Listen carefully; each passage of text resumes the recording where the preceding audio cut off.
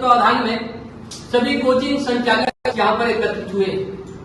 लखनऊ में 22 जून 2026 के दिन एक अत्यंत ही दुखद घटना हो गई, जिसमें हमारे शहर के अन्य बाहर के कुछ बच्चे उन्हें अपने जीवन से हाथ धोना पड़ गया, जिसकी कमी ये रही कि वहां पे एग्जिट की व्यवस्था नहीं थी। इसलिए हम सभी अत्यंत ही दुखी हैं।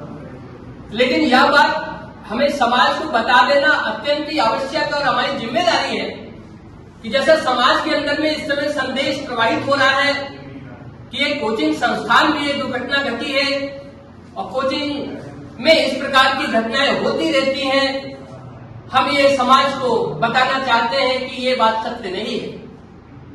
वो कोचिंग संस्थान नहीं था, वहां पे कार्य हो रहा था। हालांकि हम उसके लिए दुखी हैं।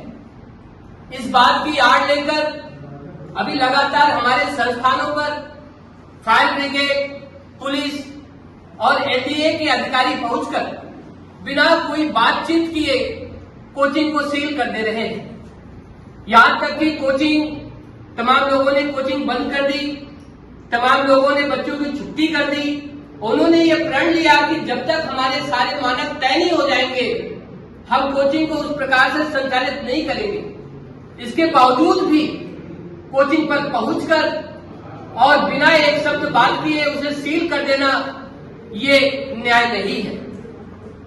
हम सभी बस यही प्रार्थना करना चाहते हैं कि कोचिंग जो कि एक गैदरिंग का स्थान है, उसी प्रकार से तमाम ऐसे संस्थान चलते हैं जो गैदरिंग के स्थान होते हैं, और कुछ समय मिलना चाहिए, क्योंकि रातों रात कोई विषय नहीं हो सकता है। उसके लिए समय मिलना चाहिए, गाइडलाइन आनी चाहिए, और समय मिलकर ही हम सभी कोचिंग संचालक उसके लिए जागरूक हैं और उस विषय के लिए दुखी है। लेकिन समाज को बताना हमारी जिम्मेदारी है कि ये घटना कोचिंग पे नहीं हुई।